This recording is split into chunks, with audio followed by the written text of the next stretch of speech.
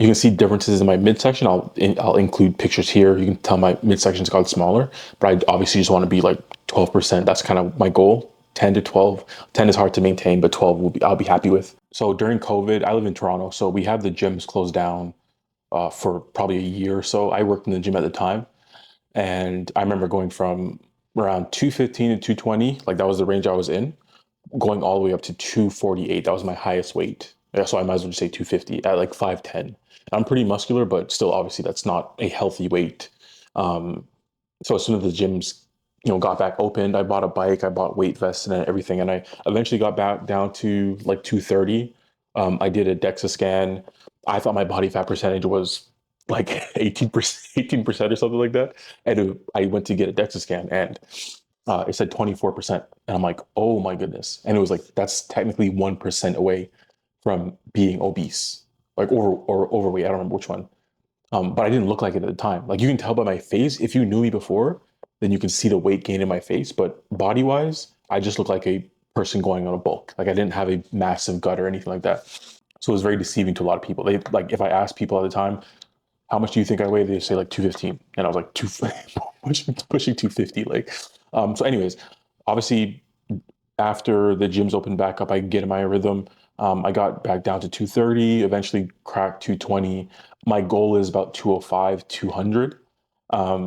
But I find that I'm stuck at like the 220 range. I'll go below like 218 and then above 224. A lot of weight, a lot of water fluctuations as well. That's mostly what the fluctuations are.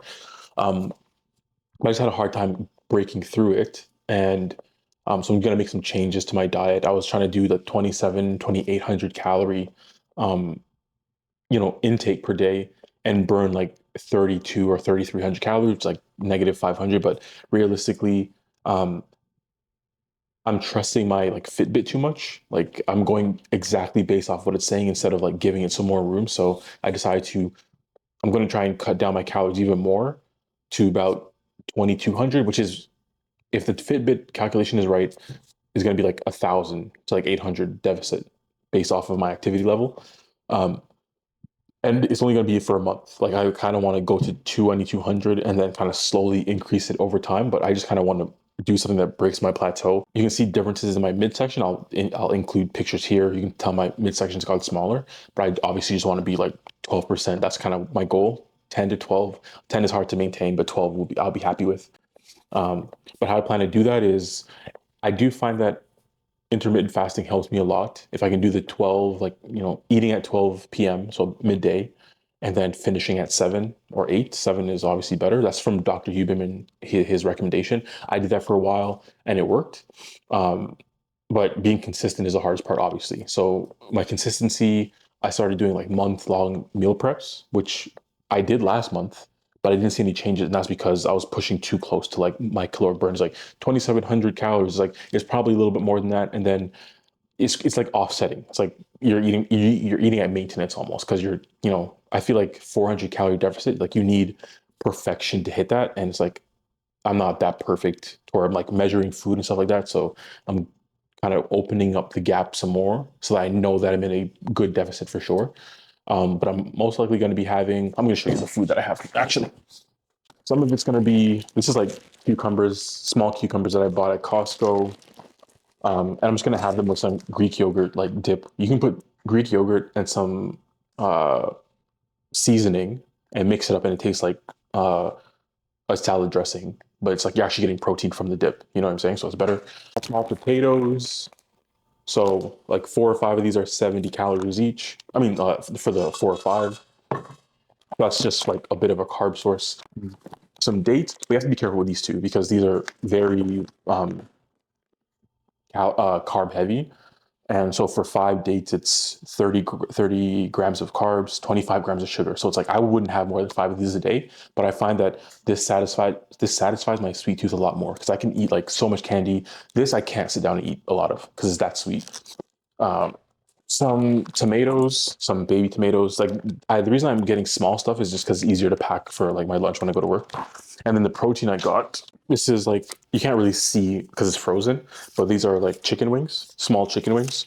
I calculated it's going to be about 81 calories per wing. So if I have six, it's gonna be like 480, or I think let's say 500 calories, 7.5 protein. So I think that's 45 for six.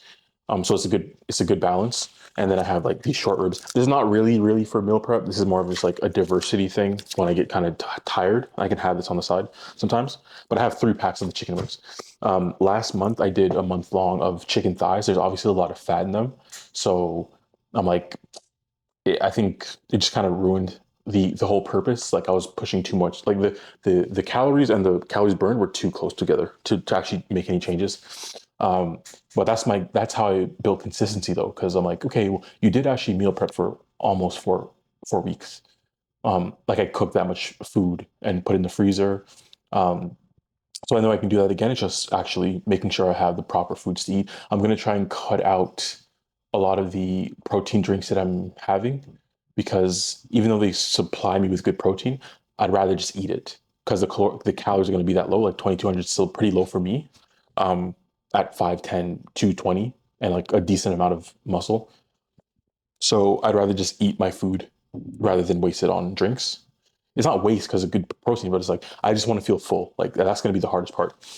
Be more prepared. So I'm going to get a new lunch bag, uh, and just like if you can counter all the